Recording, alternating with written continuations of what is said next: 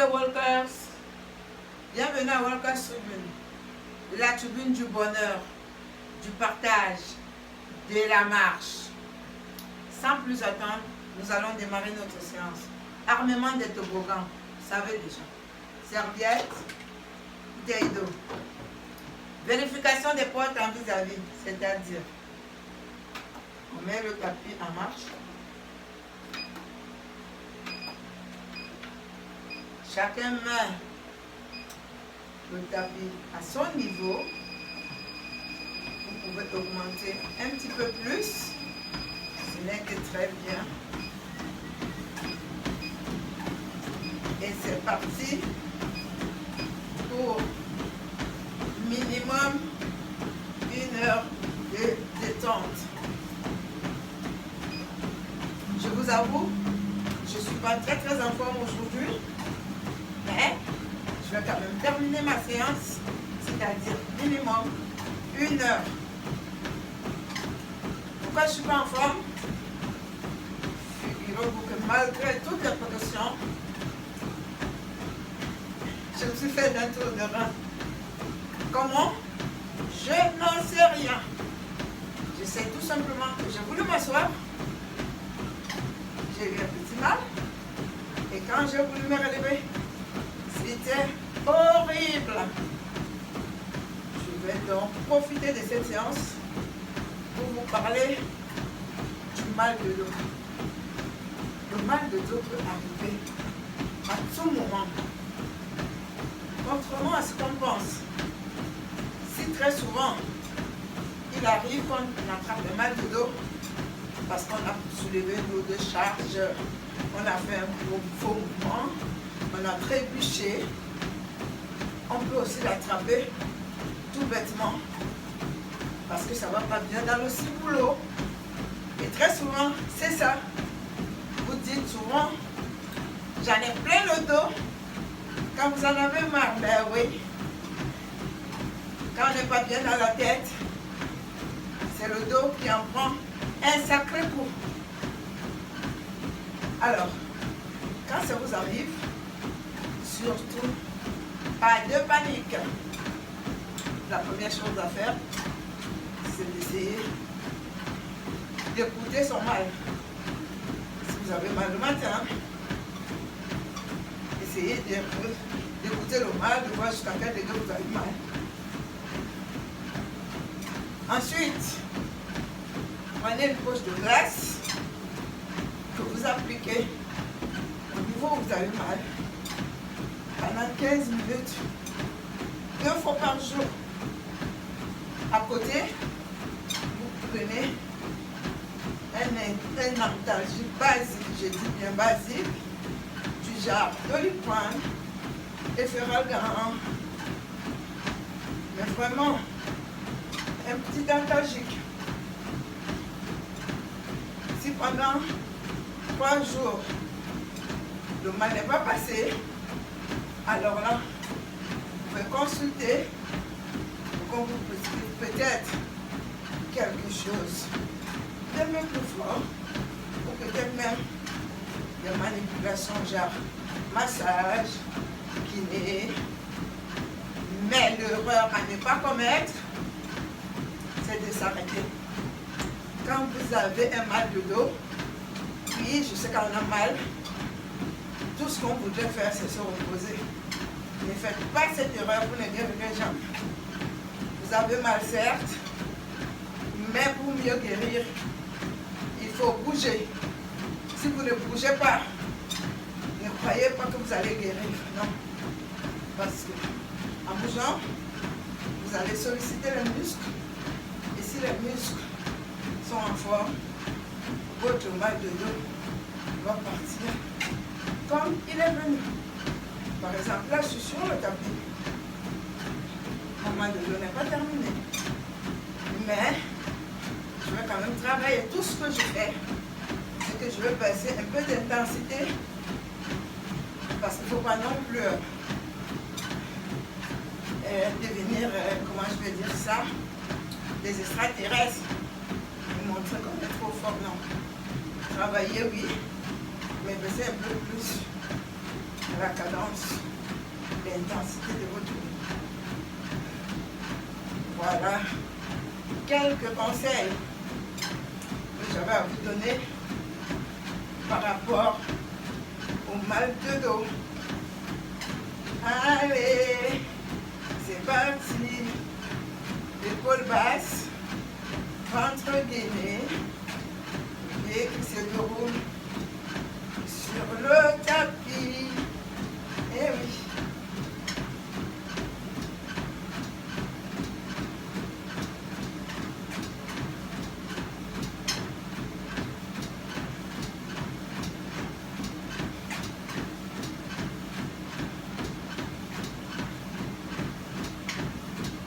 Maintenant que je vous ai dit quelques petits conseils, observez quand vous avez un mal de dos. Je vais vous laisser comme à l'accoutumée méditer sur un sujet qui vous est cher, oui, le mal de dos aussi, dans votre vie, en regardant une émission que vous aimez, de la musique que vous aimez, mais de rester concentré sur la marche. L'essentiel étant de faire minimum 30 minutes, maximum 1 heure, sans problème. Je sais que vous pouvez. Allez, on va se calmer. Je vais fermer mon caquet. Je vous laisse vous concentrer.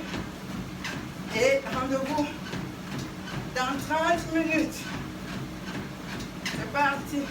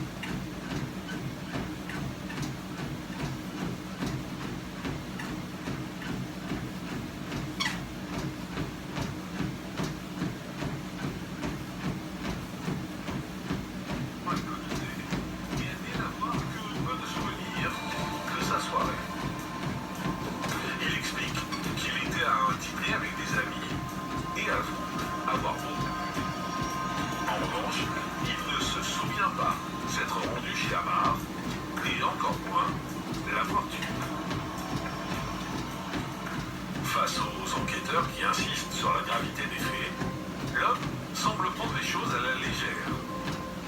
Pire encore, il tiendrait des propos racistes à l'égard du défunt. À l'issue de son interrogatoire, Gilles est mis en examen pour assassinat et placé en détention provisoire. Un vrai soulagement pour Karen. Mais la mère de famille n'est pas au bout de ses peines. Pour les besoins de l'enquête, sa maison est placée sous scellé pendant 3 mois. Une épreuve de plus. Aujourd'hui, la quinquagénaire a pu retrouver ce lieu qui reste malgré tout empreint de souvenirs, plein d'amour. Mais elle n'a toujours pas accès à sa chambre, condamnée, dans l'attente d'une reconstitution. Plusieurs mois après cette nuit cauchemardesque, les proches d'Amar lui ont rendu hommage lors d'une marche blanche. Et encore hantée par le drame, Karen réclame toujours des réponses. Cette nuit, ça fera 7 mois qu'il m'a ôté la vie. Et ça aurait pas dû arriver. Pour moi, ça continue. J'irai jusqu'au bout. Karen s'est portée partie civile avec les enfants et les frères d'Amar. Tous attendent avec impatience la date du procès de Gilles. Retour en direct sur le plateau de la quotidienne de Crimes et Faits divers. On est toujours avec Karen et Maître Julien Pouton, qui est l'avocat de Karen. Karen, quand cette scène d'horreur se termine, vous allez aussi passer des coups de fil à vos enfants. Ça vous avez peur vraiment que cet homme, qu'on appelle Gilles, fasse d'autres victimes? Oui. Oui, parce que quand on ne sait pas, qu'on ne comprend pas, on ne sait pas où il est, c'est quelqu'un que je connais, que même sans l'avoir trop fréquenté, parce que, bon, voilà, c'est pas le... Mais, oui, c'est... Mais vous n'aviez pas de rapport avec cet homme, hein, si je comprends bien, il n'y avait pas de rapport. Ah non, pas du tout. Ni votre compagnon, ni ah non, pas du tout. Voilà. Ils avaient chassé ensemble, mais ça faisait des années. Ils travaillaient dans le même château, effectivement. Et chacun avait son CDI. Chacun menait sa vie, il n'y avait pas de contact particulier. Non, il n'y avait pas de contact particulier. Parce que je suppose que la première chose qu'on se pose comme question, c'est pourquoi. Donc on essaie peut-être de se dire, est-ce qu'ils se sont engueulés récemment, est-ce qu'ils se sont vus récemment, est-ce qu'il y a un passif entre eux? Ça, vous les posez, je suppose, ces questions et vous dites, il n'y a rien. Non, je ne me pose pas la question de savoir s'il y a un passif entre eux, parce que depuis 11 ans que je vis avec Amar, je voyais bien. Alors certes, ils avaient fait des parties de chasse ensemble, ils avaient travaillé ensemble. Il y a combien de temps? Jusqu'à l'accident de travail, puisqu'il était en accident de travail. Et jusqu'à il y a 3 ans. Oui, d'accord, c'est mieux. Donc voilà, non, il avait changé de département, voilà. Donc, non. Maître, ce qui est intéressant également, c'est de voir le comportement de cet homme. En garde à vue, voilà. En garde à vue et après les faits. Déjà avant d'arriver à la garde à vue, il y a après les faits, parce que tout le monde s'est bien recherché, hein, puisque vous l'aviez identifié Ah, il avant. est reparti à la chasse. Et lui, il est reparti à la chasse. Tranquille. Il a été se poster à la chasse comme si de rien n'était. Et après, son but n'a été que de noyer le poisson. C'est-à-dire quand il arrive à la gendarmerie et Et même, il va passer une soirée avec des amis, c'est ça? Alors, il y a un repas qui se passe avant l'assassinat. Donc, on commence à savoir un peu ce qui s'est passé à ce repas. Visiblement, pas grand-chose. Je ne suis pas persuadée que tout le monde ait parlé, sincèrement. Donc, d'ailleurs, si jamais il y en a qui ont des choses à dire, ça serait bien. Mais... C'est une information judiciaire qui est toujours en cours, effectivement, et, voilà. et dont le but, notamment, le principal, puisque je veux dire qu'il n'y a pas de mystère sur l'identité de l'auteur des faits, sur la manière dont ça s'est donné. On a un témoin direct des faits, on a une investigation technique qui confirme les informations et le témoignage de Karen. Donc effectivement, l'intérêt de cette information judiciaire, c'est d'essayer de déterminer les raisons de ce passage à l'acte, ce qu'on appelle le motif, et peut-être aussi le cheminement de cet homme dans la soirée qui a précédé les faits. sait à peu près qu'il était alcoolisé? Bon, même, ça on en est classé, c'est ça. C'est ce qui semble ressortir de l'enquête. Voilà, sans ressortir de l'enquête. Et puis, je suppose que quand il est en garde à vue, il est interrogé. On lui demande pourquoi il a fait ça. Et ses réponses sont pour le moins floues. Ah, c'est plus que flou. Parce qu'il est... Alors déjà, lui dit que... Il pense pas que ça soit lui qui l'ait tué, mais quelqu'un d'autre. Et Non, mais il était seul dans la voiture. Ah On oui, est bien d'accord. oui, tout à fait. Vous avez bien vu la Il scène. était seul, Il il était seul. n'a pas armé l'arme devant la fenêtre. C'est impossible. Il est arrivé, il a tiré de suite. Donc, non, il est arrivé avec l'intention d'assassiner Amar. Voilà. Je veux dire, il n'y a pas de... Après, en garde à vue, oui, il essaie un peu de noyer le poisson. Quand l'OPJ lui donne le nom l'identité de la victime, il ricane. Et il dit un de moins. Un de moins. Oui, un de moins. Ouais. Ben voilà. Alors peut-être parce que, je sais pas, du racisme, je sais pas. Du racisme. Un Parce de qu'Amar était d'origine marocaine. Non, pas du tout, un homme était français, mais oui, de ses origines. Oui, c'est pour ça que j'ai dit d'origine, j'ai pas dit Oui. il était étranger. Donc, peut-être ça, un de moins. Je ne sais pas. Maître, on sait ce que ça peut vouloir dire, un de moins? Alors, moi je ne peux pas me prononcer sur le contenu de ces auditions, puisque C'est pour ça que je voulais pas poser la question à vous, mais juste... En revanche, effectivement, Karen, qui a accès au dossier par l'intermédiaire, a évidemment connaissance du contenu de ses dépositions, et c'est vrai qu'on peut dire qu'elle a été assez heurtée par la position de cet homme aujourd'hui qui a eu effectivement des déclarations pour le moins surprenantes et particulières. Mais Karen, un de moins, je suppose que les enquêteurs lui demandent ce que ça veut dire un de moins. Il explique. Il est resté évasif. Il dit pas franchement qu'il n'aime pas les étrangers, mais enfin, il les apprécie pas plus que ça. Voilà. Mais c'est la seule explication qu'il donne. Ah oui, parce que lui-même reconnaît qu'il n'y a pas d'animosité particulière entre eux, que... Voilà. Ils ne s'apprécient pas, point.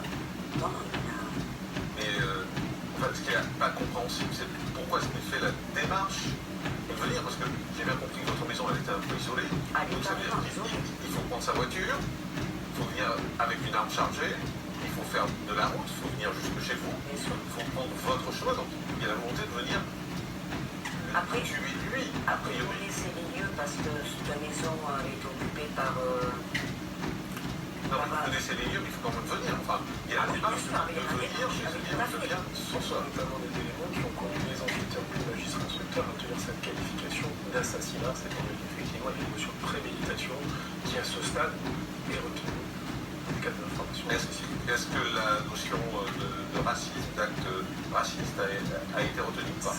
Alors, à ce niveau C'est des une dossiers. question qui est en suspens dans ce dossier, ça fait partie des pistes qui sont je vais dire, dans le cours de cette information judiciaire. Il y a un certain nombre d'auditions de témoins qui ont été réalisées ou sont en cours de réalisation, dont nous attendons un retour, notamment un certain nombre de personnes dont nous avons demandé l'audition pour essayer d'obtenir un éclairage complémentaire sur le mobile, sur la soirée qui a été passée par l'auteur des faits, les personnes qu'il a pu rencontrer, les propos peut-être qui ont été tenus, qui permettraient de comprendre ce passage-là et d'en savoir un petit peu plus sur son mobile, cette hypothèse-là ou une autre d'ailleurs.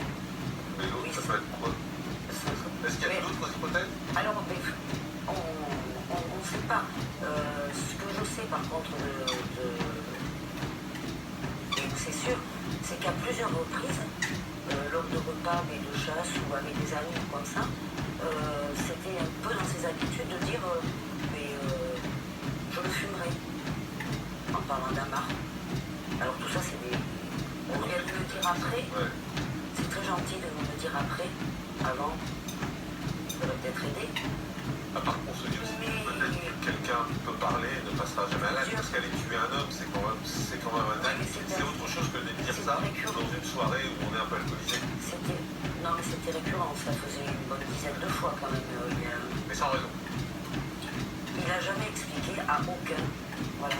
Même les personnes qui ont été entendues, qui ont dit qu'effectivement il avait tenu ses propos, il ne donne jamais d'explication.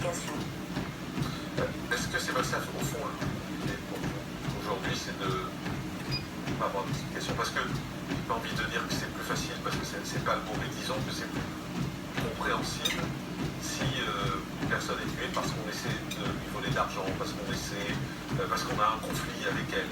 Mais là, est-ce que le plus dur pour vous, au fond, c'est de dire quelle est la raison?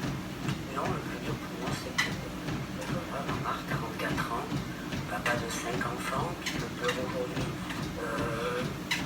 pour mes enfants, même si c'était un bon papa, pour mes petits-enfants, parce que c'était un papier de cœur, non, pour nous tous, pour ses frères, le plus dur, c'est ça. C'est l'absence, l'absence, et puis voilà. La lâcheté de l'acte. Vraiment. Voilà, vraiment. Il y a d'autres chances, de toute façon. Après le premier coup, je sais pas, il tombe au sol, où l'intérêt de retirer 2 coups derrière, sans même descendre de son véhicule. Les 3 coups ont été tirés depuis. Il est resté dans son véhicule. Enfin, c'est quelque chose de... Même dans les films, j'avais jamais vu ça. Il n'est pas descendu de son véhicule. Je sais pas si on peut. C'est l'exécution. Je savais pas si je pouvais. Oui. C'est ça. Il a exécuté Amar. Maître François Saint-Mont, parce qu'on a laissé en l'air tout à l'heure cette question du racisme, on a bien compris que pour l'instant ce n'était pas quelque chose qui était retenu, mais quelque chose qui était étudié par les enquêteurs. Est-ce que ça peut changer les choses dans la procédure judiciaire? Oui, tout à fait. C'est-à-dire que pour l'instant, on a une prévention, une mise en examen pour assassinat, c'est-à-dire meurtre avec préméditation. Au cours de l'instruction, les auditions, les confrontations, toutes les mesures d'investigation vont conduire, y compris à la demande de mon confrère et de madame, à éclairer le mobile de l'acte et peut-être justement démontrer que le mobile était raciste, auquel cas le juge d'instruction pourra qualifier d'assassinat avec cette circonstance aggravante. Est-ce que ça change? Ça C'est change. aggravant, ça veut dire que la sanction sera plus lourde. Bien entendu, c'est aggravant. C'est une circonstance aggravante, effectivement, au niveau de la qualification. En revanche, au niveau de la peine en gros, ça ne changera pas grand-chose, puisque compte tenu de la qualification qu'il donne, c'est déjà retenu. De toute façon, la peine maximum encourue, c'est celle de réclusion perpétuelle. Oui, certes, mais quand la cour d'assises va siéger, quand ils vont examiner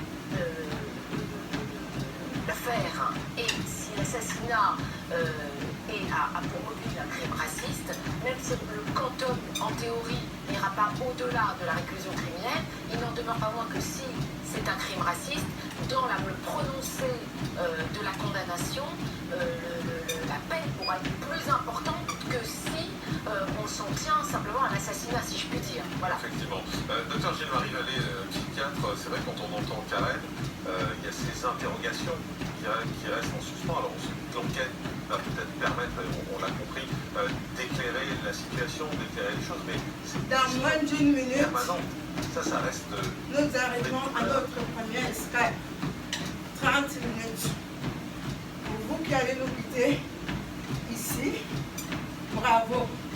N'oubliez pas de prendre une bonne douche, de vous reposer minimum 10 minutes avant d'attaquer la prochaine activité de la journée. Mais surtout, mangez. Pas trop gras, pas trop salé, pas trop sucré.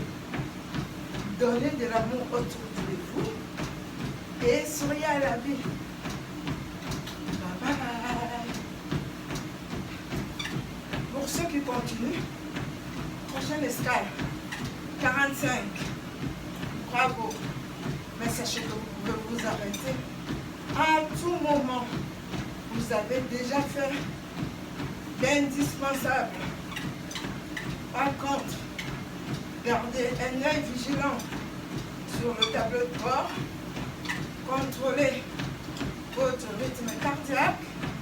Si vous vous rendez compte que le rythme monte très vite, n'hésitez pas à vous arrêter, mais pour cela, ne paniquez pas. Essayez le rythme du tapis. descendez calmement. Essayez de retrouver vos esprits. Et si 10 minutes après, vous n'avez toujours pas retrouvé vos esprits, n'hésitez pas à appeler les secours. Nous ne sommes pas ici pour mourir, pour tomber malade. Nous sommes ici à la recherche de la santé. Allez, épaules basses, ventre gainé, le pied qui se déroule sur le tapis. Prochaine escale, 45.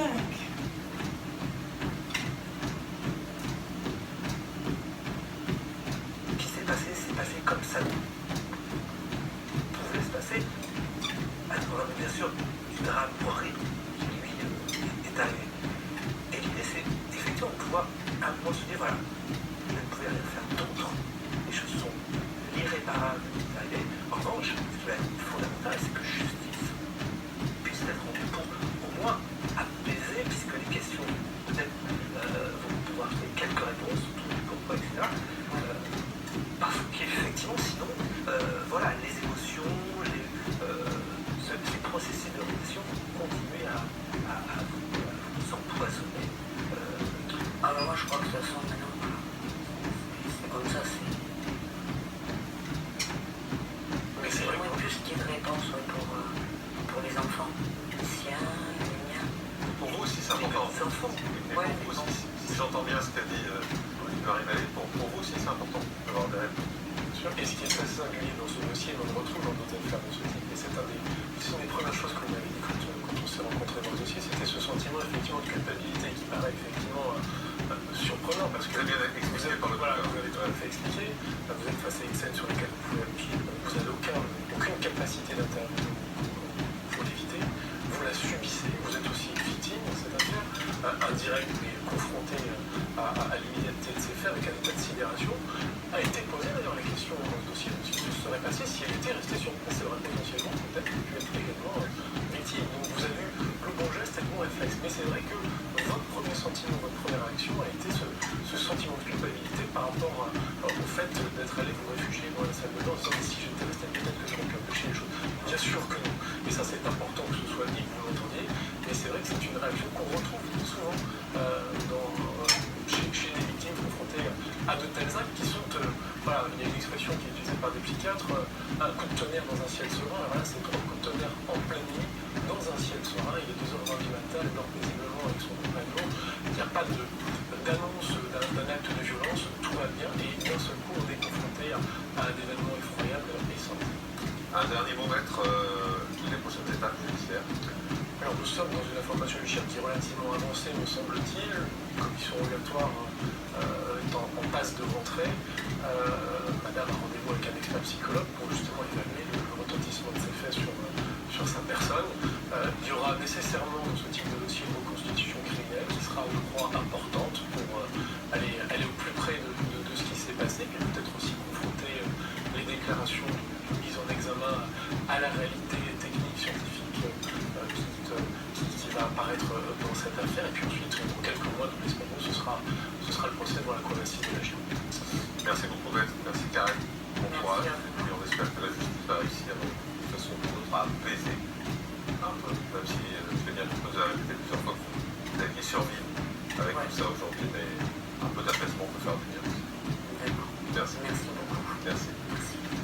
Donc, crime et faits divers à la quotidienne. Je vais maintenant revenir sur cette semaine de vacances en classe de neige qui a tourné au drame pour un groupe d'élèves de primaire du nord de la France. Le dernier soir du séjour, c'est la fête dans le centre pour tous les enfants et aux alentours de minuit, tout le monde part se coucher. Mais le lendemain, alors que les enfants s'apprêtent à retrouver leurs parents, une animatrice fait une macabre découverte. En faisant le tour des chalets, elle découvre une petite fille morte sur le sol de la salle de bain. Il s'agit de Ludivine, 11 ans. On raconte. Et tous ces militaires qui vont faire cette haie d'honneur portent la fourragère, donc verte, de la croix de Compagnons de la Libération. Nous en avons vu ce matin le symbole en grande dimension. On aura Pensez à l'avenir en réduisant vos déchets, simplifiez les règles avec...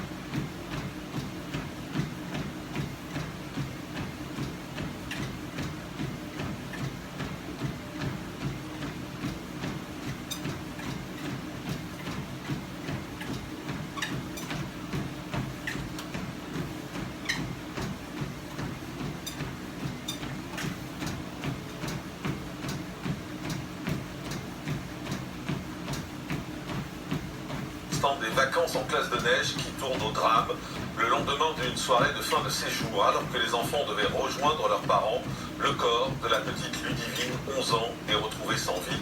Je vous raconte cette affaire dans un instant. Mais auparavant, le journal des faits divers, et on commence dans la Sarthe où un homme a renversé le nouveau compagnon de son ex-femme. Félicité Kim Dobson. Cet individu de 47 ans a dû répondre de ses actes lundi devant le tribunal du Mans. Jeudi, vers 22h45, ce conducteur d'un fourgon a percuté volontairement un piéton avant de faire demi-tour et d'encastrer son véhicule contre le mur de l'habitation de son ex-femme. Mais en fait, le couple est séparé depuis 2 ans et ce jour-là, une dispute au téléphone avait éclaté tandis qu'ils devaient ramener leur fils de 9 ans. Le nouveau compagnon s'en était mêlé en lui reprochant de ne pas s'occuper de son fils. Alors, après avoir déposé son enfant, lorsqu'il aperçoit son rival de dos dans la rue, il le percute de plein fouet sur le trottoir. La victime a sérieusement été blessée et le conducteur s'est enfui. Et puis il appelle son ex, menace de se suicider, mais les gendarmes l'ont rapidement retrouvé. L'homme était alcoolisé. Il a été placé en garde à vue pour tentative de meurtre. À l'audience, il a expliqué avoir simplement voulu faire peur au nouveau compagnon et qu'en fonçant dans le mur, il avait voulu mettre fin à ses jours, mais que cette tentative n'ayant pas fonctionné, il aurait décidé de rentrer chez lui pour se pendre. Le prévenu a regretté son geste et a finalement été poursuivi pour violence avec arme. Il a été condamné à 2 ans de prison, dont 1 avec sursis, et mis à l'épreuve pendant 2 ans. Il purgera sa peine sous forme de bracelet électronique. Et maintenant, direction l'Ardèche, où une énigmatique disparition vient d'être signalée. Un père et son fils de 7 ans ont en effet disparu depuis vendredi dernier. Depuis hier, le visage du père circule sur tous les réseaux sociaux. Il s'appelle Sandro, il a 40 ans et il y a quelques semaines, il s'est installé dans la commune de Saint-Agrève. Son fils, Warren, dont il a la garde partagée, l'avait rejoint. Mais vendredi, lorsqu'un membre de la famille est venu leur rendre visite, il n'y avait plus personne dans le logement. Le père semble avoir quitté les lieux avec son fils. Les gendarmes ont rapidement été alertés. Les investigations pour tenter de retrouver le père et le petit garçon de 7 ans ont démarré. Pour les recherches, un chien a été mobilisé, mais ils perdent leurs traces très vite, comme s'ils avaient utilisé une voiture. Ce qui est le plus inquiétant, c'est que l'homme est connu pour des tendances suicidaires, mais il ne serait pas dangereux. Il s'agit pour le moment d'une enquête habituelle pour disparition inquiétante. Les gendarmes ont décidé de lancer un appel à témoins en diffusant largement la photo du quadragénaire. Des fiches descriptives sont également diffusées. Écoutez. Warren Puy est âgé de 7 ans, il est de type méditerranéen, mesure 1m30, de corpulence normale, ses cheveux sont bruns et il a les yeux marrons. Son père, Sandro, que l'on voit ici sur une photo diffusée par les gendarmes, est âgé de 40 ans, mesure 1m80, il est de corpulence mince, cheveux noirs et ses yeux sont marrons. Les forces de l'ordre précisent que le père et son fils sont susceptibles de circuler à bord d'une Peugeot 206 noire, immatriculée AJ 310 KP. Si vous localisez l'enfant ou son père, n'intervenez pas vous-même, appelez immédiatement le 17. Voilà la photo. Dans moins d'une minute, nous allons atteindre notre deuxième escale, 45. Pour vous qui quittez cet espace, n'oubliez pas de noter vos performances, de prendre une bonne douche, de vous reposer minimum 15 minutes avant la prochaine activité de la journée. Mais surtout et surtout, ne mangez pas trop gras, pas trop salé, pas trop sucré. Donnez de l'amour autour de vous, souriez à la vie et au plaisir de vous revoir. Bye bye. Pour ceux qui restent, prochaine escale, dans 15 minutes, c'est-à-dire 1 heure. Déjà, bravo. Mais sachez que vous pouvez vous arrêter à tout moment. Ne forcez rien. Il faut surtout que vous soyez à l'aise. Nous sommes ici à la recherche de la santé et du bonheur. Allez, c'est parti. Épaules basses. Ventre gainé. Tim est frappé à coups de crosse, à coups de pied et de poing, puis séquestré. Les 4 hommes ont tenu l'établissement toute la nuit avant de repartir avec la caisse. Oui, les faits ont été qualifiés de vol avec arme commis en bande organisée, mais selon le procureur, cela ressemblerait surtout à une délinquance organisée avec appropriation de territoire, de contrôle et de protection. Les suspects et le propriétaire de l'établissement se connaissent, mais hier, lors de l'audience, ni la victime ni les suspects n'étaient présents. Un contexte de terreur semble encore peser après 3 ans. Même les témoins se taisent. Ce sont des écoutes téléphoniques qui ont mené aux accusés. 8 ans de réclusion criminelle ont été requis par le procureur. La défense a crié au scandale. Écoutez. Les avocats de la défense quittent le tribunal furieux. Ils ont demandé le renvoi du procès en vain. Leurs clients, Thomas Rosano et Jean-David Garizo, sont absents mais vont être jugés. Ils sont accusés d'avoir participé à l'agression et au vol du patron du bar, la Part des Anges. Nous ne sommes tenus par aucune règle de détention aujourd'hui parce qu'il y a encore la possibilité de prolonger ces gens-là. Eux, ils ont entendu qu'ils devaient être extraits ce matin à 5h du matin pour ensuite être ramenés ce soir. Donc aucun moyen pour s'entretenir avec nous. Ils ont donc refusé dans ces conditions l'extraction. C'est un scandale ce qui se passe. Voilà, grosse colère et malgré leur absence, le tribunal a suivi les réquisitions. Les 2 suspects ont été condamnés à 8 ans de réclusion criminelle. On termine ce journal des faits divers dans le Val d'Oise cette fois, où une mère et ses 2 enfants sont là encore portés disparus depuis vendredi. Ils devaient rentrer de vacances en fin de semaine dernière, mais cette maman et ses 2 enfants, âgés de 1 et 9 ans, n'ont jamais regagné leur domicile. La disparition signalée a tout de suite été jugée inquiétante par les gendarmes. Ouais, c'est le compagnon de la femme qui a donné l'alerte lundi vers 21h30. Il a expliqué qu'il n'avait plus de nouvelles depuis 3 jours. Sa femme et ses enfants se trouvaient en vacances à Saint-Laurent-sur-Gorre, en Haute-Vienne. Ils devaient prendre la route pour revenir chez eux le vendredi soir et la femme avait contacté son mari.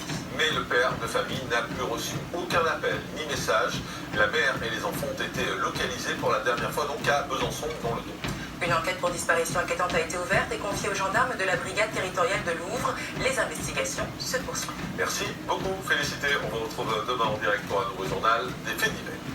Nous allons maintenant à Albier-Montrond, un petit village savoyard niché à 1600 mètres d'altitude. Nous sommes en pleine vacances d'hiver, une période appréciée des skieurs, et une 60aine d'élèves de primaire du Nord-Pas-de-Calais profitent depuis une semaine de leur classe de neige. Le jeudi soir, alors que le séjour touche à sa fin, les enfants et les enseignants font une veillée festive.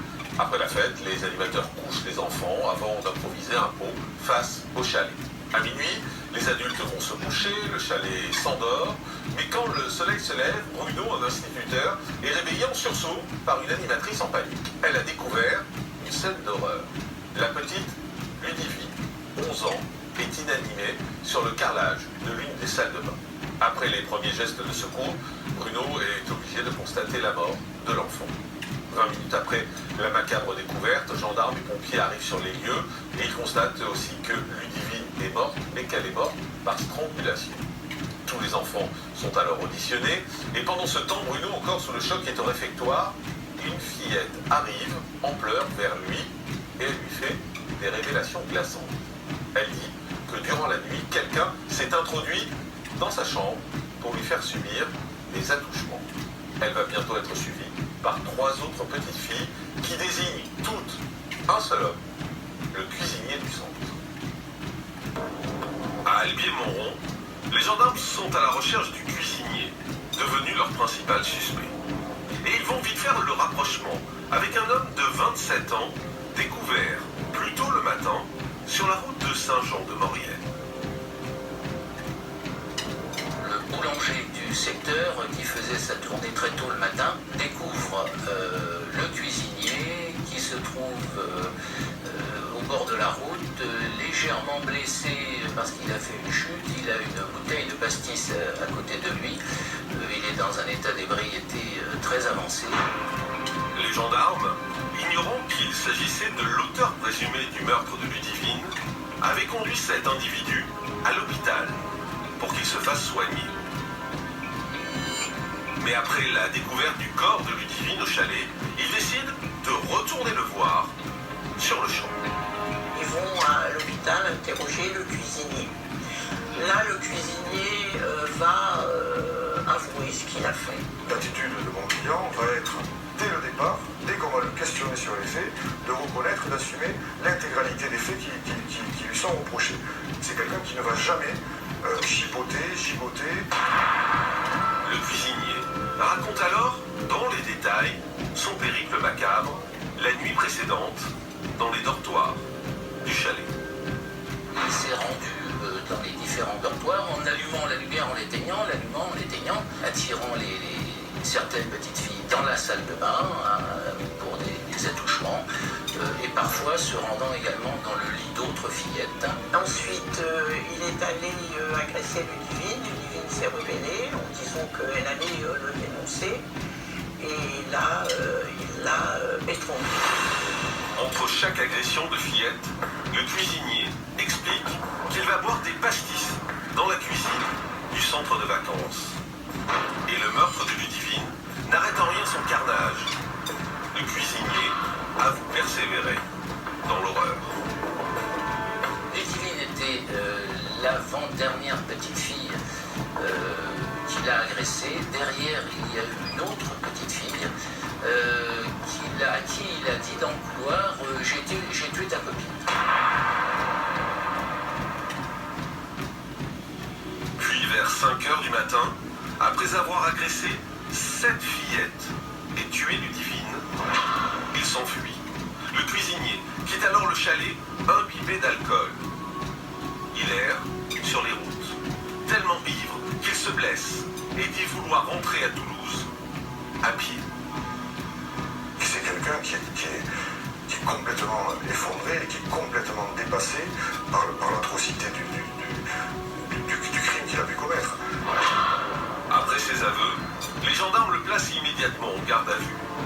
Le cuisinier est mis en examen pour agression sexuelle et meurtre sur enfant de moins de 15 ans. Retour en direct sur le plateau de la quotidienne de Crimes et Faits divers. On va partir en direct à Toulouse. On rejoint maître Pierre Alfort, qui est avocat justement de ce cuisinier. Bonjour maître, merci d'être en direct avec nous. Je voudrais qu'on commence par retracer un peu le portrait de cet homme, parce que c'est vrai que c'est un homme, et encore une fois, il ne s'agit pas d'excuser qui que ce soit dans ces affaires, mais simplement d'essayer de comprendre le parcours des gens. C'est vrai que ce cuisinier, c'est un homme qui avait 27 ans à l'époque des faits, qui n'avait pas de casier judiciaire, et qui a eu une enfance plutôt perturbée, en particulier dans ses relations avec sa mère, et parce que son père était plutôt absent, donc avec sa mère, ça a été une éducation compliquée. Absolument, il n'y a pas de secret. On ne se retrouve pas devant une cour d'assises par hasard. Laurent Gasse n'a été absolument pas éduqué. Nous l'avions plaidé devant la cour d'assises. Laurent Gasse n'est pas un dégénéré, c'est un mal généré. Il a été mal généré parce que son père s'est complètement désolidarisé de l'éducation de son enfant. Et quant à sa mère, elle a fait ce qu'elle a pu avec les moyens qui étaient les siens. Mais j'ai la faiblesse de considérer que c'est une femme qui était trop centrée sur elle-même, trop égoïste pour élever son enfant. Ceci étant dit, l'absence de père et la mauvaise éducation, si je puis dire, de la mère, n'expliquent pas tout. Je crois qu'il y avait aussi le concernant un élément relevant de la psychiatrie ou de la psychologie. Et c'est un jeune homme qui, il a reconnu, il a d'ailleurs écrit, avant de commettre les faits qu'il a pu commettre, qui était attiré par les enfants. Alors pourquoi inutile de vous dire que ça me dépasse, mais je crois qu'il y a un problème, d'éducation, de cadre et une certaine déviance qui a propulsé ce jeune homme sans aucun problème vers ces crimes terribles, bien évidemment. Sur le pourquoi de l'attirance des enfants, je poserai la question dans un instant au docteur Gilles-Marie Vallée qui est avec nous, mais c'est vrai que de sa prime enfance, visiblement, il ne garde que des souvenirs douloureux. Sa mère, il apercevait plutôt comme une femme volage qu'il est laissée pour aller voir des hommes. Il y a une situation un peu ambiguë également avec son frère et sa demi-sœur. Oui, une demi-sœur, me semble-t-il, relativement absente dans le cadre de la vie de Laurent Gasse, et une relation très forte avec son frère, mais un frère qui a été relativement déplaisant avec Laurent, et je pense que c'est un cocktail, vous savez. On ne devient pas criminel par hasard. Laurent Gasse n'est pas né criminel, il est devenu, à travers une éducation et une vie de famille et une enfance extrêmement perturbée perturbante, tout simplement. Je parlais de cette relation étrange parce que visiblement, donc le frère, la demi-sœur aurait eu des relations avec le frère et se serait refusée à Laurent. Donc, c'est un peu compliqué comme situation, mais ça a sans doute créé une frustration chez Laurent également, cette situation. Frustration, je ne sais pas, sexualité très malsaine à un très jeune âge. C'est ce qui permet peut-être d'expliquer le passage à l'acte. Sexualité trop récente et trop malsaine, puisqu'en famille. Je ne souhaite pas rentrer dans le détail, et puis inutile de vous dire que quasiment 20 ans après, j'ai tout fait pour oublier cette vie, cette enfance absolument insupportable. C'est étonnant, maître. Ça veut dire que même vous avez été marqué par cette affaire, par cette enfance. On a souvent des avocats, et quasiment tous les jours, sur ces plateaux. C'est une des premières fois où j'entends un avocat dire « j'ai tout fait pour oublier cette enfance ». C'est l'affaire, pourtant j'en ai vécu quelques-unes, je commence à devenir âgé, j'en ai vécu quelques-unes, j'ai notamment défendu un tueur en série, mais je crois que cette affaire m'a marqué énormément. M'a marqué énormément parce qu'elle est révélatrice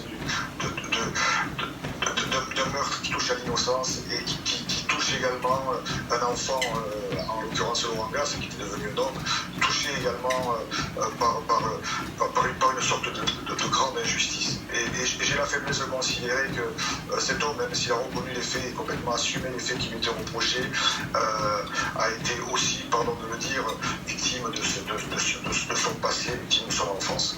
Ouais, et puis il y a une errance, si je peux me permettre d'employer ce mot, il y a une errance sexuelle chez cet homme. Il met des milliers d'euros dans des messageries roses, il va voir des prostituées, il s'aperçoit que ça marche pas très bien, il se demande s'il n'est pas homosexuel, il va avec des hommes, ça lui va pas, il dit que ça le dégoûte, et ensuite, il se dit c'est peut-être les enfants et les fillettes en Oui, je crois qu'il y a c'est pas mon métier, je suis pas psychiatre, mais il y a une sexualité qui est complètement atomisée, il n'y a pas d'autre mot. Et surtout, ce qui est très surprenant, c'est qu'une lettre a été saisie à son domicile, me semble-t-il, suite à la commission des faits, où il écrit qu'il est attiré par les enfants, qu'il est attiré par les petites filles et les petits garçons, qu'il ne supporte pas ces attirances, et il appelle au secours. La lettre se termine en disant au secours. Le seul problème, c'est que cette lettre est une bouteille jetée à la mer dans la mesure où il l'adresse à personne. Si quelqu'un avait pu lire cette lettre, peut-être que nous aurions évité le pire. Le docteur Gilles-Marie Vallée, vous êtes psychiatre. Justement, cette errance sexuelle dont je parlais, c'est-à-dire les femmes, ça marche pas, j'essaie les hommes, ça me plaît pas, et je vais vers les enfants. En fait, il y a peut-être une logique dans les deux premiers cas, c'est les femmes, ça marche pas, je vais voir les hommes, mais ensuite on ne comprend pas la troisième étape. Oui, parce que bien souvent, c'est pas cette logique qui est suivie, même si c'est celle qui est donnée à voir. Alors, je ne connais pas ce patient, c'est pas mon patient. En revanche, ce que l'on observe dans le trouble pédophilique, c'est le fait qu'il y a un trouble du développement, une immaturité affective qui va contraster avec le fait que le corps, lui, continue à se développer et qu'un corps adulte est soumis à des pulsions, des envies, des désirs sexuels qui généralement vont s'adresser à d'autres adultes, hommes, femmes, peu importe. Donc, dans moins d'une minute, nous allons arriver à la fin de notre voyage, 1 heure. Bravo, bravo, bravo. N'oubliez surtout pas de noter vos performances, elles vous seront utiles dans votre évolution, parce que vous allez quand même pas rester sur la même performance à vitam aeternam. De prendre une bonne douche, de vous reposer minimum 15 et même 20 minutes avant la prochaine activité de la journée. Mais surtout, manger équilibré. Pas trop gras, pas trop salé, pas trop sucré. Donnez de l'amour autour de vous et souriez à la vie. Bye bye. Moi, comme j'ai mal au dos, j'ai baissé mon intensité. Donc, je vais essayer d'aller plus loin jusqu'à là où je pourrais. C'est-à-dire, je fais toujours un certain nombre de kilomètres par jour. Je vais essayer de les atteindre. Mais comme j'ai baissé l'intensité, je suis toujours obligée de marcher plus longtemps. Mais vous n'êtes pas obligé de me suivre. n'avez pas l'habitude de le faire. Par contre, si vous vous estimez capable de pouvoir le faire, rien ne vous interdit de le faire, mais rien ne vous y oblige non plus. Alors, c'est parti, si vous restez avec moi, prochain escale, 15 minutes. Mais par contre, n'hésitez surtout pas à vous arrêter à tout moment si vous n'en pouvez plus.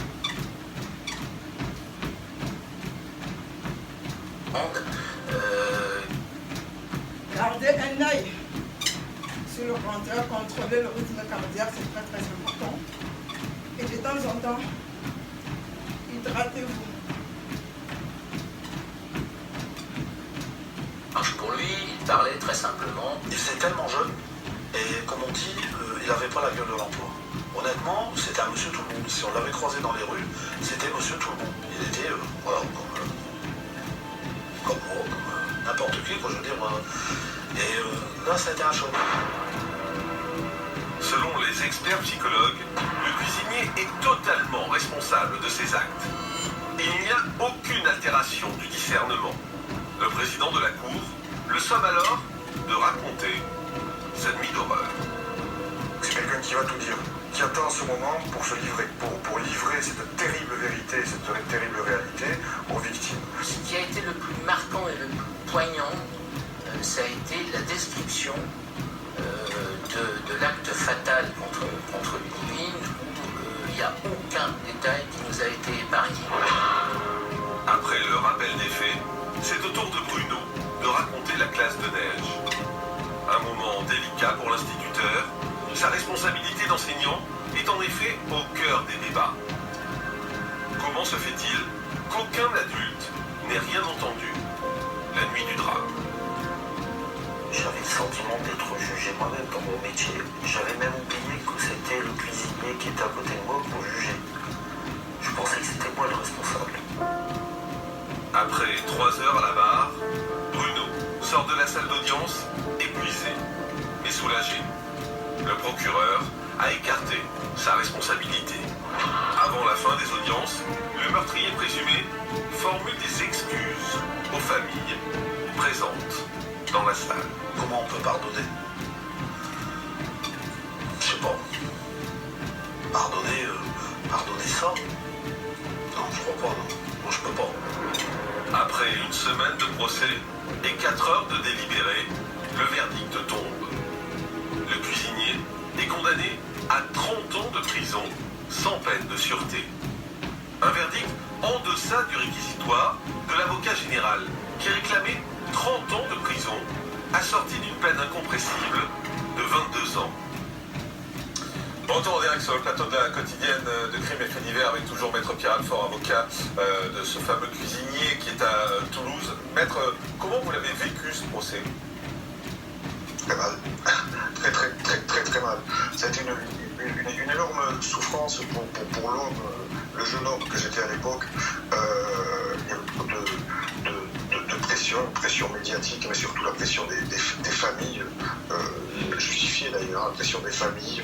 Et c'est un procès qui était très lourd. C'est la première fois que je défendais un criminel d'enfant, et le fait que la victime soit une enfant a été pour moi très difficile à gérer, et je me suis, comme toujours, si je puis dire, réfugié derrière ma robe d'avocat qui est un peu mon armure ou ma protection. Donc c'était un procès très difficile. Il y avait les parents de Ludivine, beaucoup de professeurs, des enfants victimes d'agression qui étaient présents, ainsi que les parents. Donc il y avait une salle de la cour d'assises comble, et ça a été un procès très compliqué à gérer. Heureusement que j'étais avec mon associé Laurent Bourguet, qui nous sommes soutenus. Nous avons passé une semaine à Chambéry à faire notre métier, mais à faire notre métier en souffrant. C'est parfois le cas, vous savez, quand nous sommes avocats, nous aussi des hommes, et lorsque nous défendons des hommes ou des femmes, nous souffrons parfois. Ça a été le cas durant ce procès. Je le dis en toute humilité.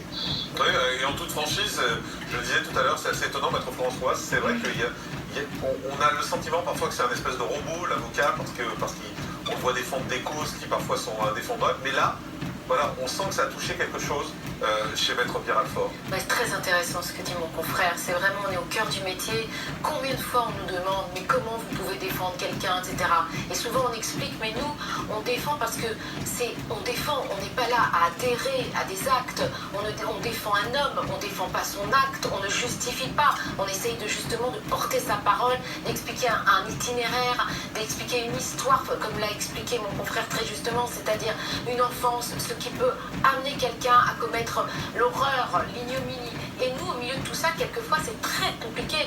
Et le regard que portent les autres sur nous, notamment les familles des victimes. Moi, je me souviendrai toute ma vie d'une famille de victimes qui est venue me voir. J'allais défendre quelqu'un, me dire, je ne sais pas comment vous pouvez vous regarder dans la glace le matin. Et c'était incroyable, ça m'a marqué. J'étais une jeune avocate, on va dire, et c'est vrai que expliquer aux gens que je défends quelqu'un, je fais mon métier, alors quelquefois si on sent que c'est ingérable, on va refuser, parce qu'on peut refuser de défendre quelqu'un, mais c'est vrai qu'on a cette espèce de sentiment de la défense cheville au corps, qui est rappelé d'une façon merveilleuse par Robert Badinter dans le livre L'exécution, où il explique dans l'affaire Bontemps-Buffet, la fameuse affaire où il a plaidé contre la peine de mort, où il dit, notre métier c'est quoi? C'est défendre, toujours défendre et encore défendre. Et ça, il faut que les gens le comprennent, c'est que c'est ça le cœur de notre métier, mais ça n'empêche pas que quelquefois nous sommes pris par des états d'âme, comme le décrit mon confrère, et par une souffrance, une difficulté, parce que c'est compliqué. Ouais, et Maître Pierre Alfort a employé une expression qui est intéressante, il dit je me réfugiais derrière ma robe d'avocat. Mais c'est ce qu'on nous apprend lorsqu'on devient avocat, c'est que cette robe, c'est aussi pour avoir cette uniformité entre chaque confrère, pour qu'il n'y ait pas de différence entre le confrère qui réussit plus ou moins sur le plan social, mais également c'est une armure. La robe est une armure. C'est intéressant. Merci beaucoup Maître Pierre Alfort, merci d'avoir été en direct avec nous depuis Toulouse. Et je vous rappelle donc que cet homme a été condamné à 30 ans de prison, 30 ans sans peine de sûreté. D'ailleurs, Maître Roy, c'est étonnant. Je suis tout à fait, je suis très surprise également. Ouais. Mais ça, c'est les mystères de la justice. Voilà, allez, on fait une pause, on se retrouve dans un instant. Reste avec nous en direct sur Énergie 12. On se retrouve pour notre droit dessus. À tout de suite.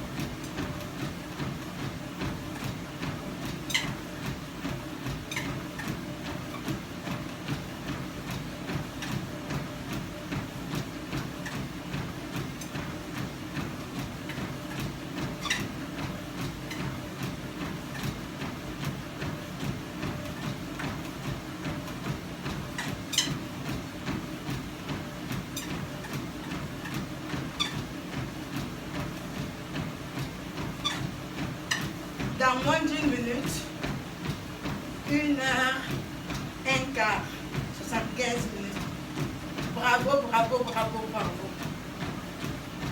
Si vous avez décidé de vous arrêter, n'oubliez pas de noter vos performances. Sachez que quand on monte, on peut plus redescendre comme on veut. C'est plutôt bien. Prenez une bonne douche et attendez vraiment minimum 20 minutes avant d'attaquer la prochaine activité de la journée. Si c'est le soir, attendez 2 bonnes heures avant d'aller vous coucher pour permettre au corps de retrouver sa température initiale. Mais surtout, n'oubliez pas de manger équilibré, pas trop gras, pas trop salé, pas trop sucré. Donnez de l'amour autour de vous et souriez à la vie. Bye bye. Pour ceux qui veulent continuer, prochain arrêt dans 15 minutes 90. Allez, c'est parti, félicitations. Épaule basse, ventre gainé, yeux qui se déroulent sur le tapis. C'est parti. Une seconde audition qu'il finit par placé en détention provisoire au moment des faits. Il vient tout juste d'être jugé par le tribunal correctionnel de Tarascon et visiblement l'homme n'en est pas à son coup d'essai, Marie-Solis. Lors d'une perquisition, les policiers ont saisi le téléphone portable du suspect. À l'intérieur, ils ont découvert une conversation téléphonique qui date de 2014, des messages inappropriés que l'homme aurait envoyés pendant 1 an à Alicia, sa petite cousine seulement âgée de 14 ans à l'époque. On peut notamment y lire « Je te laisse imaginer ce que je pourrais te faire, ça pourrait te choquer. Avec mes doigts, je te chouchouterai. » Entendu par les enquêteurs, la jeune femme aujourd'hui âgée de 20 ans affirme que Christian lui aurait demandé de se déshabiller alors que tous les deux s'étaient isolés lors d'une réunion de famille. Alors face à ces accusations, l'homme reconnaît-il les faits qui lui sont reprochés? Il reconnaît la plupart des faits et dans le box des accusés, il tient à s'excuser auprès de ses victimes. Pendant mon année de détention, je me suis demandé ce qui m'avait amené à faire ça. Je ressens énormément de honte, mais pour sa défense, il explique qu'il entend une voix lorsqu'il croise une femme qui lui plaît, une voix qui lui dirait « vas-y, fais-le ». Il explique n'avoir jamais écouté cette voix, sauf en présence de Lucie, la fille de 8 ans. Oui, il reconnaît donc son attirance, mais en fait nuance un peu sa responsabilité. Il insiste notamment sur le fait qu'il n'avait aucune arrière-pensée lorsqu'il discutait avec Alicia, sa petite cousine. Je me suis comportée comme un ado envers une ado, j'ai été complètement immature, tente-t-il d'expliquer. J'ai voulu me confier à quelqu'un en qui j'avais confiance, j'ai oublié son âge, puis j'ai dévié, sans me rendre compte de ce que je disais. Oui, l'homme va même plus loin concernant Alicia, il affirme qu'il aurait aimé qu'elle le dénonce en 2014 pour éviter la récidive. Des propos qui ont complètement choqué l'audience et notamment la présidente du tribunal. Vous vous déresponsabilisez, ce n'est pas à une victime de 14 ans de dire aux adultes qu'ils commettent des infractions, s'écrit-elle. Les avocats des parties civiles, quant à eux, ont rappelé le comportement prédateur du prévenu ainsi que l'énorme traumatisme vécu par les 2 victimes qui n'étaient pas en âge de se défendre. Le procureur a donc requis 4 ans à l'encontre de Christian. Alors finalement, quel a été le verdict? Le tribunal a condamné l'homme à 5 ans de prison, dont 18 mois avec sursis. Il est maintenu en détention. À sa libération, il aura un suivi socio-judiciaire de 3 ans, pendant lesquels il devra se soigner. Christian a également pour obligation de verser 20 000 € de dommages et intérêts aux parents de Lucie et 3 000 € à Alicia. Christian est désormais inscrit au fichier des délinquants sexuels et a pour interdiction de pratiquer un métier le mettant en lien avec des mineurs. Merci beaucoup Marie, c'est la fin de cette quotidienne de Crime et Faits divers. Merci de nous avoir suivis, on se retrouve demain à 13h35 en direct sur Énergie 12 pour revenir sur de nouvelles histoires vraies. À demain, et d'ici là, soyez prudents.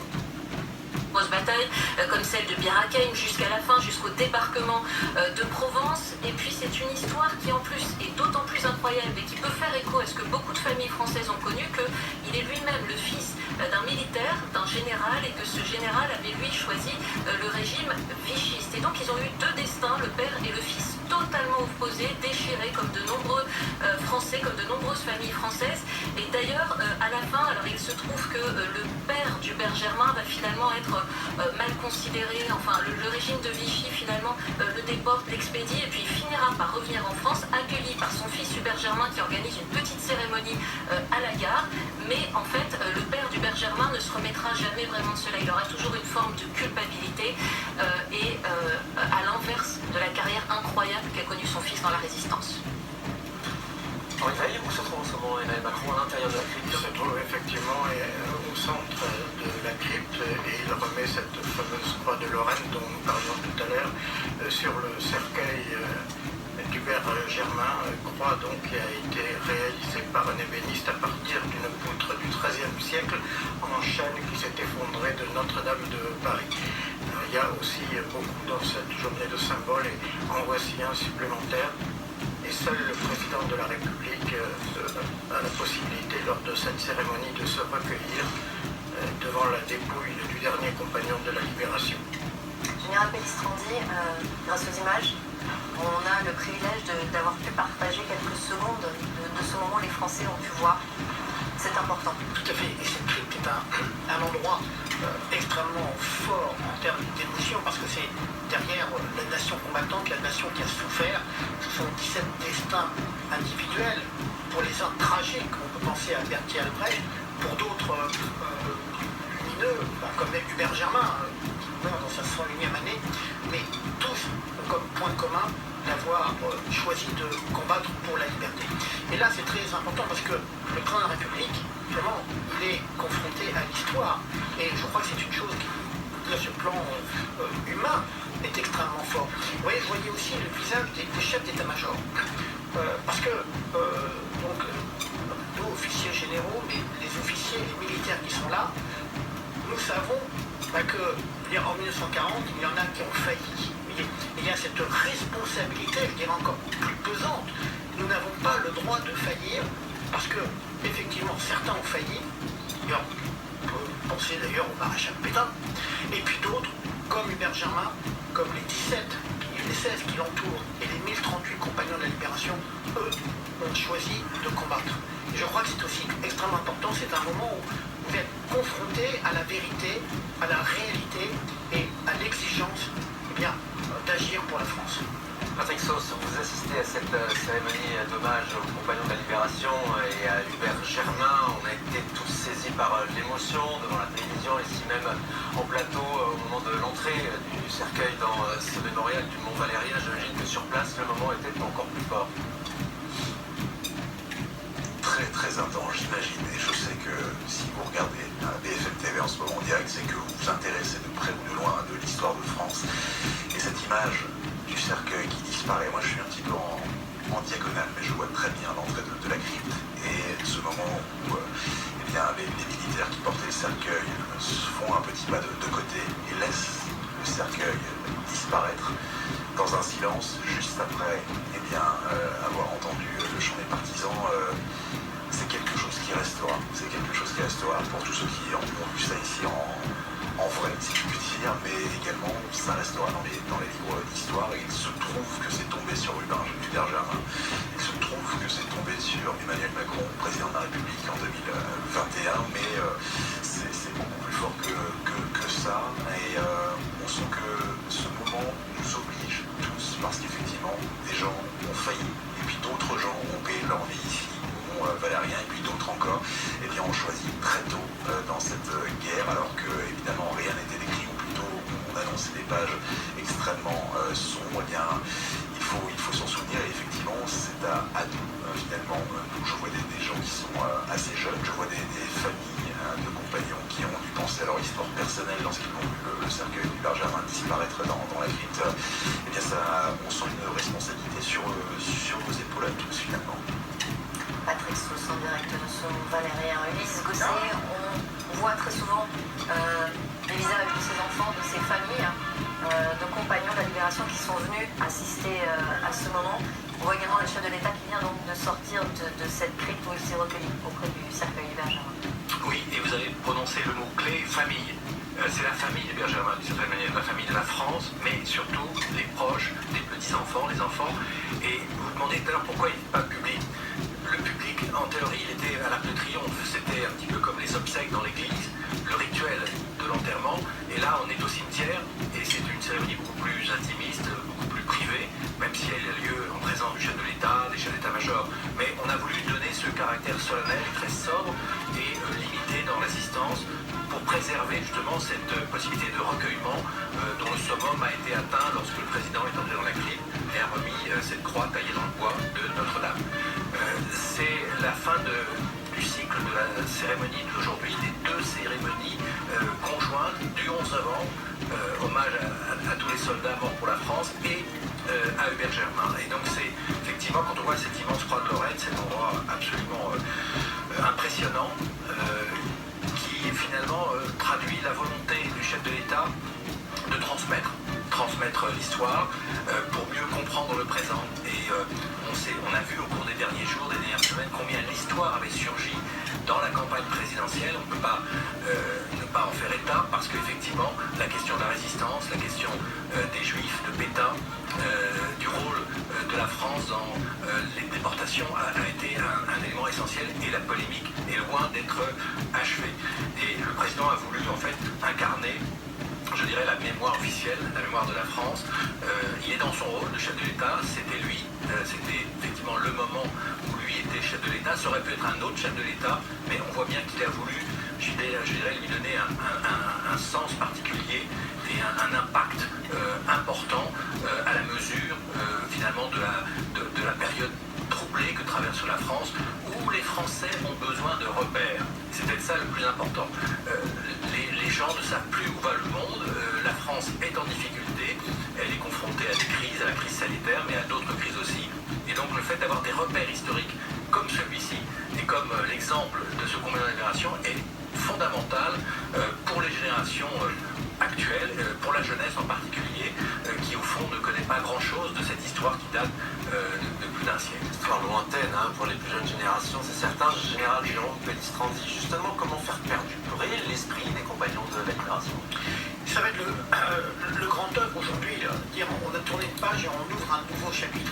Alors déjà, la responsabilité qui incombe aux 18 unités militaires, mais à ces 5 villes compagnons de la libération. On le voit, il s'est entretenu avec le maire de Massieux. Ces villes vont devoir porter entre l'une des 5 villes. Voilà, l'une des 5 villes. Et je crois aussi que c'est toute la collectivité nationale qui est engagée aujourd'hui. Et je crois que, et on l'a vu ce matin à travers l'hommage aux anciens combattants de la Première Guerre mondiale, compagnons de la libération, et bien sûr aux combattants des opérations extérieures, aux combattants d'aujourd'hui, c'est la France unie dans sa diversité. Et bien entendu, on aura effectivement la prochaine séquence mémorielle qui sera autour de Joséphine Baker, cette à la fois héroïne de la résistance, grande artiste, et donc ça va être également important. Et je crois qu'aujourd'hui, cette solidarité nationale qui s'est exprimée autour du Benjamin, eh bien il va falloir l'entretenir. Merci beaucoup, Général.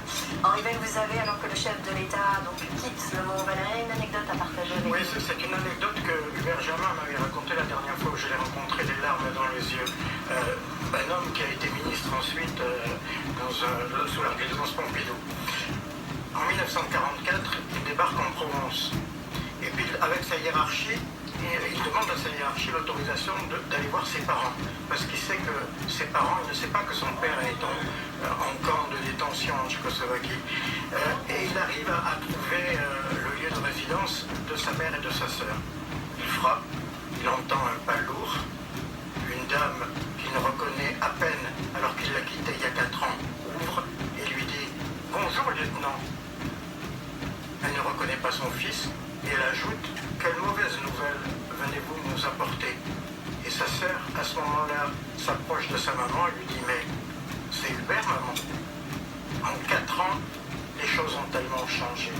Effectivement, ce papa général de corps d'armée, qui au départ a suivi le maréchal, a été considéré différemment ultérieurement et a été emprisonné en Tchécoslovaquie. Je pourrais vous raconter, elle est assez longue, l'anecdote du retour du papa qui va en mourir rapidement de sa détention.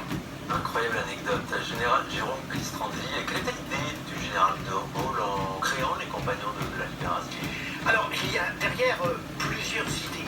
Il y a d'abord l'idée de il incarne la continuité de l'État, c'est-à-dire l'État réganien. D'ailleurs, très vite, en dehors de l'ordre de la libération qu'il va créer en octobre 1940 à Brazzaville, il va établir un journal officiel de la République française. Il va créer un certain nombre d'institutions, aidé en cela par René Cassin, compagnon de la libération, prix Nobel de la paix, et qui était un des très grands juristes avant-guerre. Et René Cassin n'est pas un combattant au sens militaire, mais il va donner l'ossature politique et administrative.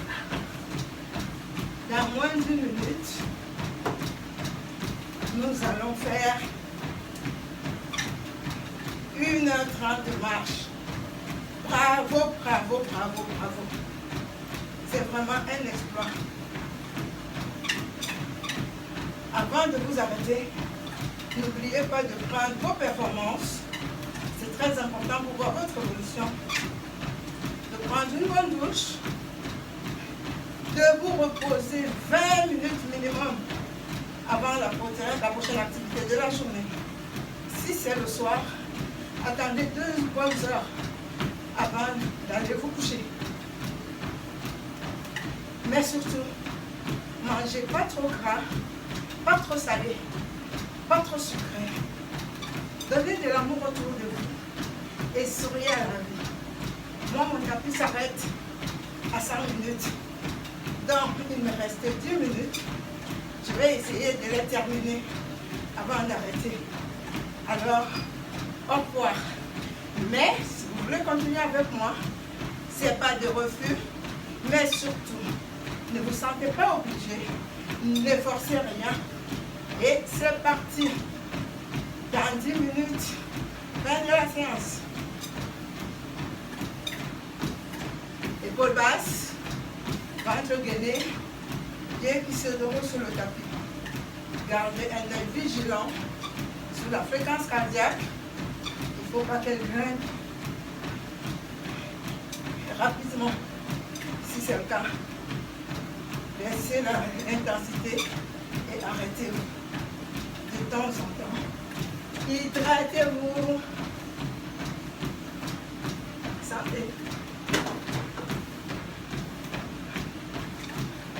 Et encore une fois, les silences ont beaucoup de poids, et notamment aujourd'hui. Et on ne peut pas s'empêcher de penser au fait que les prochaines cérémonies mémorielles seront peut-être un petit peu plus difficiles. Hier, nous étions avec le général Pellistrandi face au général Baptiste qui est ici et qui est le délégué national de l'Ordre de la Libération, qui nous rappelait que lors du centenaire de la guerre de 14-18, vous savez, qui s'était achevé avec une itinérance mémorielle organisée par Emmanuel Macron, il y avait eu tout un élan de la part des familles françaises pour ouvrir toutes les malles dans les greniers, ressortir des lettres de poilus, des histoires incroyables d'hommes, surtout des hommes qui étaient partis au combat et qui avaient vécu la grande boucherie de 1914-1918. Et bien à l'Ordre de la Libération, on est déjà en train de penser à la suite, c'est-à-dire le centenaire de la guerre 39-45. Et là, le général Baptiste, il avait eu une petite grimace parce qu'il sait que les mémoires et tout ce qu'on va retrouver dans les malles des Français et qui correspond à la guerre 39-45, c'est pas toujours le blanc ou noir. Il y a eu effectivement des compagnons de la Libération, il y a des gens qui auraient pu prétendre à cette médaille ou à la médaille de la Résistance,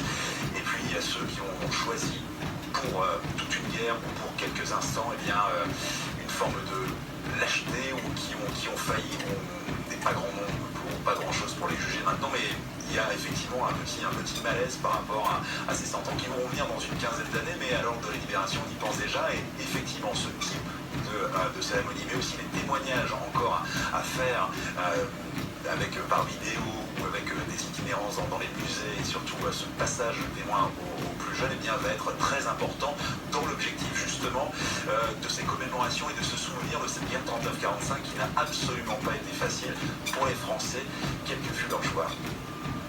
Vous étiez en direct avec nous tout à l'heure, il y a eu un moment particulièrement fort, c'est quand le chant des partisans a résonné au Mont-Valérien devant ce mémorial. Patrick Sauce, vous êtes sur place, c'était la dernière fois qu'on entendait ce chant des partisans résonner pour un compagnon de la Libération.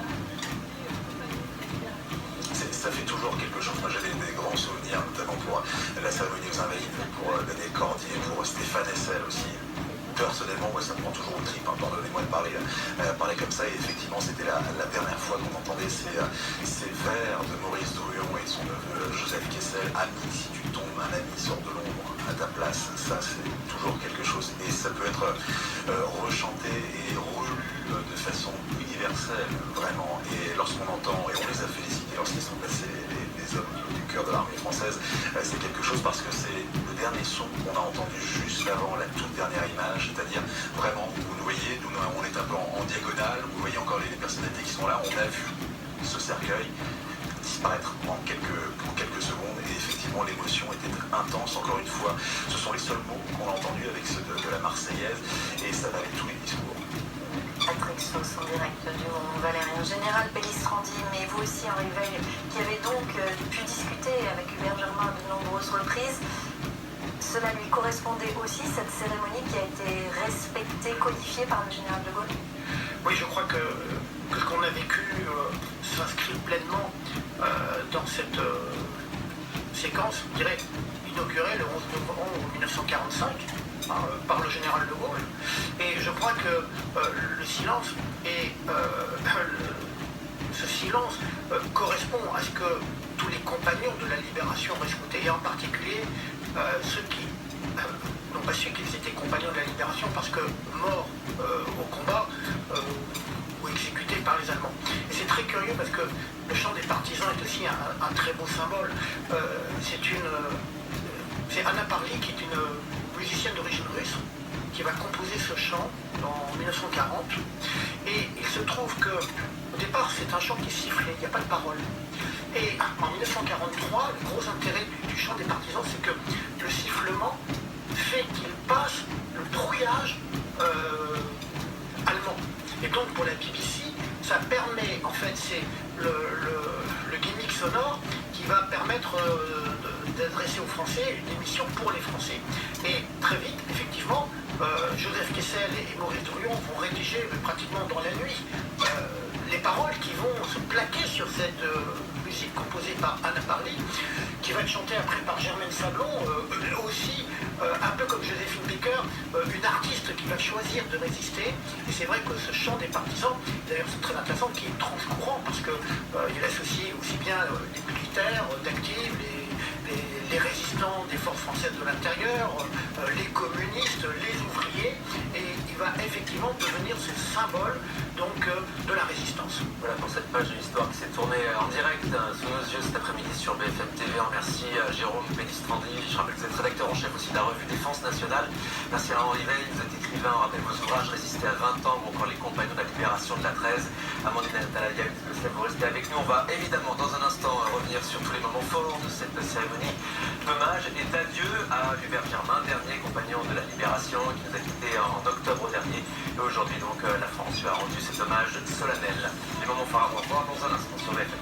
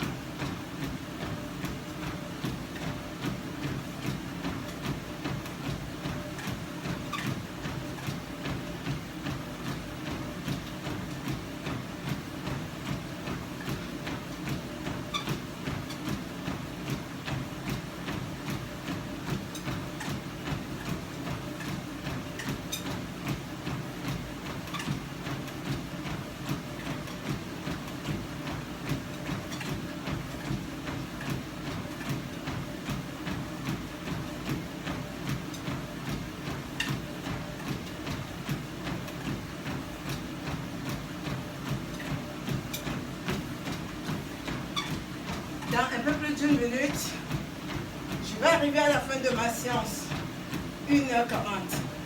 Si vous êtes encore là, bravo, bravo, bravo, je vous félicite. 1h40, ça relève d'une performance énorme. Avant de vous arrêter, il faut bien la noter, c'est important pour vous, pour votre progression. Prendre une bonne douche, de vous reposer minimum 30 minutes avant d'attaquer la prochaine activité. Si c'est le soir, attendez vraiment 2 heures avant d'aller vous coucher pour que le corps retrouve sa température normale. Mais surtout, mangez équilibré, pas trop salé, pas trop sucré, pas trop gras. Donnez de l'amour autour de vous, souriez à la vie et au plaisir de vous revoir à la prochaine séance. Bye bye, take care.